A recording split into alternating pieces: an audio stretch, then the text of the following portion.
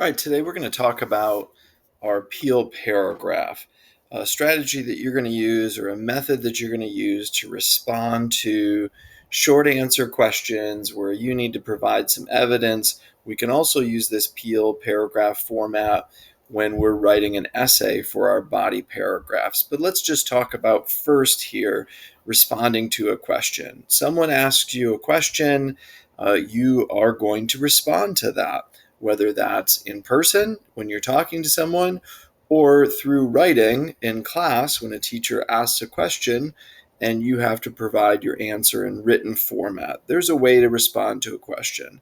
So on the screen there it says, when asked, "How are you today?" it's not really socially appropriate to just say the word broccoli. You would confuse your audience. The same thing is true in writing. In writing, there's a way that you answer questions. It says in writing, there's also a format or what's considered acceptable. If a question requires more than a one sentence answer, you're most likely going to need to provide details from a text to answer that question. Sometimes, even in person, you are asked a question and it's not really a one word or a one sentence answer. You have to provide some detail. At the West Ottawa Virtual Academy, we use the Peel format. In West Ottawa schools, we use the Peel format. We use that in 6th grade, 7th grade, 8th grade, and then expand on that in high school. So let's talk about the Peel format.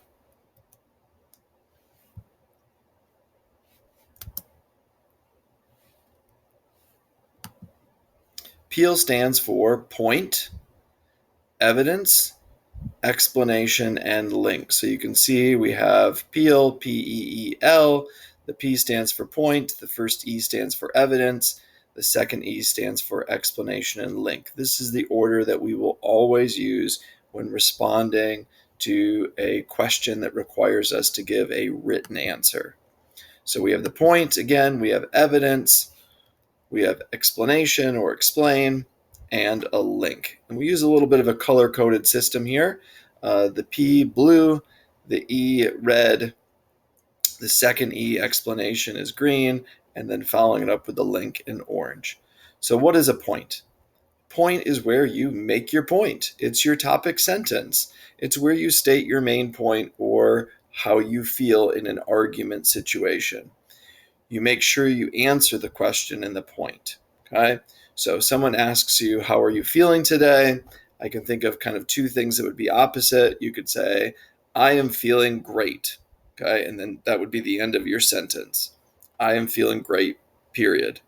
Could also be feeling terrible. So someone says, "How are you feeling today?" "I am feeling crummy, period." It's my point. I answer the question. How am I feeling? I'm maybe feeling great or I'm feeling crummy. The evidence is where you back it up. And someone might ask you after you say, "I'm feeling crummy," they might say, "Why are you feeling crummy?" Or maybe you go right into your evidence. Someone says, "How are you feeling today?" And you say, "I am feeling crummy, period. That's my point." And then you could say, "I'm feeling crummy because my stomach hurts."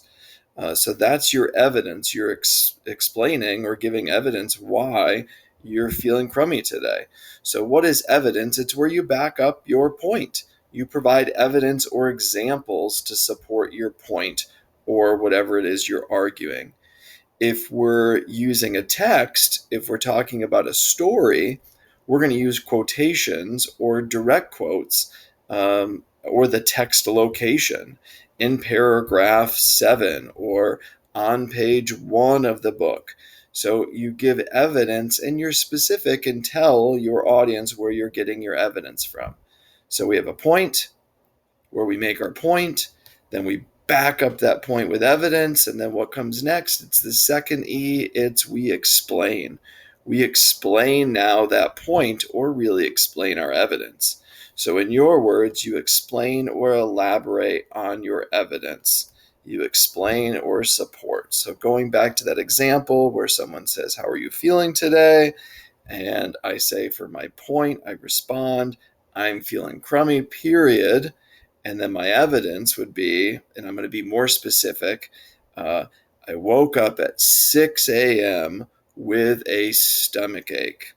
Okay, that's my evidence. My explanation then would be, when I have a stomach ache, it doesn't feel good, and I just kind of feel crummy, and I don't feel like doing anything when I have a stomach ache. So you're explaining that evidence of having a stomach ache and what it means and why that makes you feel crummy.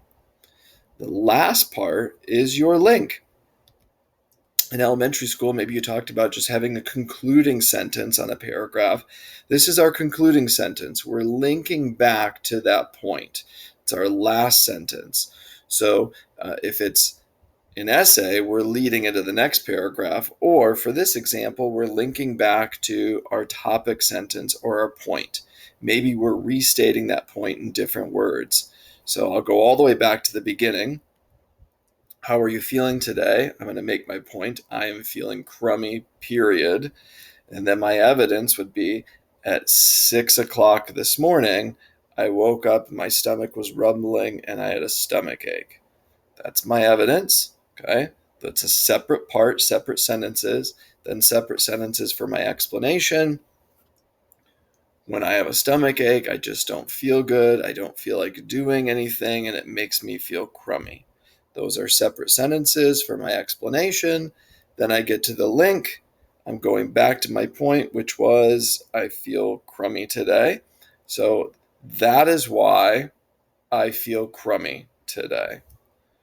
So we begin with our point, and that uses words from the question.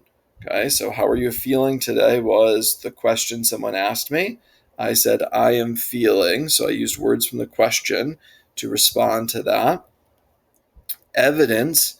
Sometimes we say, for example, an example of this. If I'm talking about something that I read a story, I might say, this is in this paragraph, or on page 27, it says this. This is true because, or this can be seen. Those are just ways to start your evidence. Your explanation, the most common one I don't have on here, but a real easy way to start your explanation is this shows. We'll use that kind of at the beginning as a real easy transition into explanation, but have some different ones here. This quote suggests, this quote supports, this is true because. So those are ways that you could start an explanation. A link, remember, this is your concluding sentence to your paragraph. In conclusion, it is clear that, or finally. So now let's look at an example from the story 11. So if someone were asking me to respond to this question, what is special about the day in the story 11? So what's special about that day? That's the question. But I'm not going to just answer it in a one-word answer or a phrase. I'm going to do it in written response, okay? So the question here is in blue, but that's really your point, right? You have to respond to that question and answer the question with your point, okay? So what is special? And then you provide your evidence, so that's here in the red, and then you give your explanation of your evidence and your link, okay? So let's kind of just take it, each step. So I wrote here a response. What is special about the day in the story 11? Well, it's Rachel's birthday. But I'm going to use words from the question, okay? It is a special day in the story 11 because it is Rachel's birthday. So now I put that into a sentence. And what kind of sentence is it? It's a point sentence. What's special? It's her birthday. Now I need to prove that with evidence. So your next part is you're going to respond with textual evidence to prove your point. Here we go. I said an example that shows this is Rachel's birthday is in paragraph 21. And I put a period here because it would be a really long sentence if I just kept going on and I quoted that paragraph. So there's an example that shows it's her birthday in paragraph 21 of the story 11. Then I start a new sentence, and here's my direct quote. It says, and I copied this right from the text, today I'm 11. There's a cake Mama's making for me tonight, and when Papa comes home from work, we'll eat it. Now I'm going into the explanation. Well, how does this show that it's her birthday? Well, this shows, I use that real common transition for going from evidence to explanation. This shows that it's Rachel's birthday since her mother made a cake. People usually have cakes. Often people have a birthday cake on their birthday. So you can see color coded it. We have a point. We have evidence, direct evidence. There's a direct quote from the text where she says, "Today I'm 11. There's a cake at home." And then we explain to our audience, well, when you have a birthday cake or you have a cake and you say, "I'm 11, that must mean it's a birthday." So explaining it. Then last, we have a link. This demonstrates that the day is special since it's Rachel's birthday. So I have my point, my evidence, my explanation, and my link. So here's your chance to give it a try. You have access to these slides. You can go back and look at these slides. You can watch this video again and look at the point, evidence, and explanation. But I really helped you out here with giving you some lines. So the question is, how does Rachel feel about the red sweater that's on her desk? And I bet right now you're like, well, Rachel feels blank. This is how she feels, right? And that would be just kind of giving a one-word answer, but we're going to do it in this Peel format. So I gave this to you here. Rachel feels blank when Mrs. Price placed the red sweater on her desk. So I'm using words from the question in my point, but it's one sentence. Here's how she feels. Now I'm going to find an example that shows how she's feeling, right? We know this answer is not she feels terrific or great. Okay. So I'm not looking for an example where she feels terrific or great. I'm looking for an example of where she feels here. So she is feeling kind of blank because in the text, and then you're going to give a direct quote from the text. Find an example where it shows kind of how she's feeling for this word you're going to choose here.